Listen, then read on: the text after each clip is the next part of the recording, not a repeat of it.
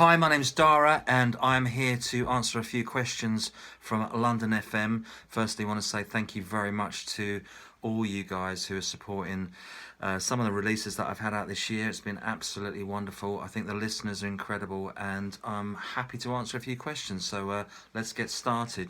The first question is, how's the year been so far? So, like everybody, pretty tricky, but I try to keep my head down and do the best things that we were asked to do in order, to help the greater good, as it were. And I've just had my head in the studio just kind of writing, recording new material.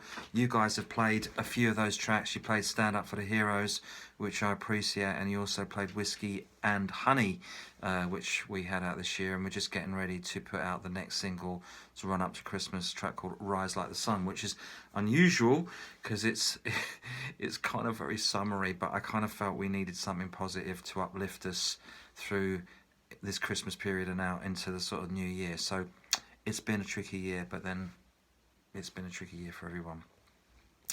How have you kept producing releases in the current climate? Well, you just get down and you kind of do your thing and you write and you record and you kind of put it out and hope for the best.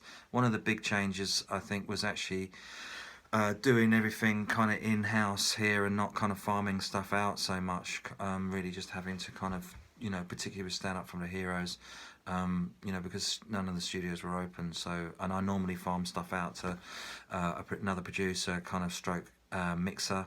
So it's been a toughie because obviously you're just kind of having to get on with it. But adversity is the mother of invention, so you just kind of crack on. And I think this music speaks for itself, really. What's the effect been like on the music industry? Devastating, absolutely devastating. Live is kind of obviously take a complete sort of nosedive, as it were.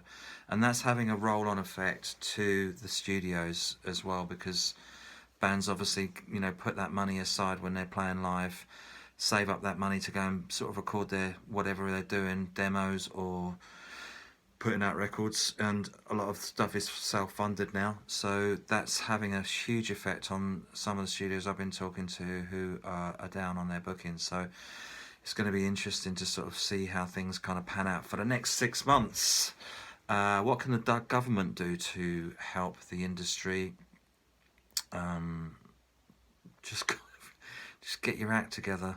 Get your act together. It is a bit of a shambles, really. And test people before they go into a venue, and if they're kind of doing their thing, best go home. Masks, whatever it takes to get people back into live venues so bands can crank back up again. I was very lucky recently. We went up to an 80s weekender in Cheshire, and there were 3 bands on the Friday, Saturday and the Sunday, and everyone was behaving themselves in their little bubbles, having a little drink, having a little dance, singing along to all their favourite little 80s classics like Aha, and we saw, a Prince tribute band that were just awesome, and everyone was just so kind of appreciative of hearing new and live music, rather, and fantastic sort of vibe there. It was electric. So let's get live music back. Let's get kind of things kind of relatively supported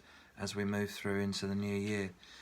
How important is the music industry to people now? Well, I think that it's proved, COVID and all the rest of it has proved that musicians and music in general is such a huge important part of people's worlds, and I think for a long time musicians have been taken for granted, and particularly in the music industry, because everything is kind of on gratis. Whatever you want to hear you can just pick up, and it's there, and I think sometimes people can lose the appreciation and the value that goes into making those records. So I think it's bigger than ever. I think if we come out of this and people sort of kind of like get back into really appreciating music, because of course there are other things that you can detract yourself with, but I think like music is always going to be something that sort of brings us together and heals us and uplifts us, more so than sort of other distractions that are out there on the market at the moment. What's your thoughts on artists making social and political statements on their platforms? I think it's good, as long as it's the right thing and they're saying the right thing, then I don't really have a problem with it. As long as it's about unity and bringing people together and you know, just being truthful, then I think that it's okay. Tell us about the Stand Up for the Heroes campaign. So the Stand Up for the Heroes campaign was really about us kind of coming together rather than giving those frontline key workers a round of applause every week. I felt that they needed a song and that we could sing a tune, and Standing Up for the Heroes basically came out of that experience, and I just felt like it really captured a moment in time. And obviously getting people to purchase it or even donate. Here's the other thing, is like, if you're listening to it and you're enjoying it, donate to an NHS charity or a charity that you think is important to your community. So, you know, I think that's important. If you're listening to music on any kind of platform and it's just a freebie, I think, you know, think about donating. Instead of maybe even buying a record, donate £1 every time you hear one of my tunes. Donate £1 to a charity that you want to, you know, think's going to help the overall good, as it were. So what's the most standout event that you have had this year? Well, I think when we went up to the 80s festival in Cheshire, I was lucky enough to be asked to go to Liverpool as a guest of Vintage Radio and one of their amazing DJs called Leslie Ben, who also does a show on Vintage. And she was so gracious that she took us round Liverpool, and we had a day just kind of going around all those sites, Matthew Street and the Cop. We went to Anfield. And that was amazing. There's a great video also that we did outside Strawberry Fields. There's a wonderful kind of interview that we did, paying homage to the 96 at Anfield, and also the legacy that was left by some of those incredible artists that came through Liverpool in the 60s. Your new Kind of Normal album artwork, released late last year, depicted a couple walking down an empty, decaying high street in a bubble.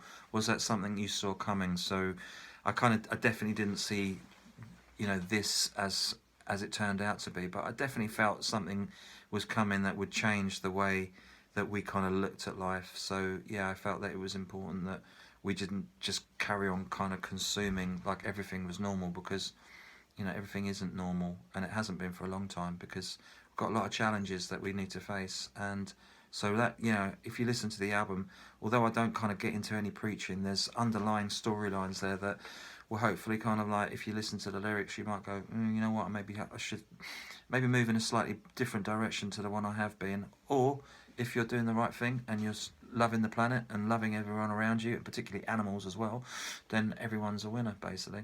How can people stay in touch with you?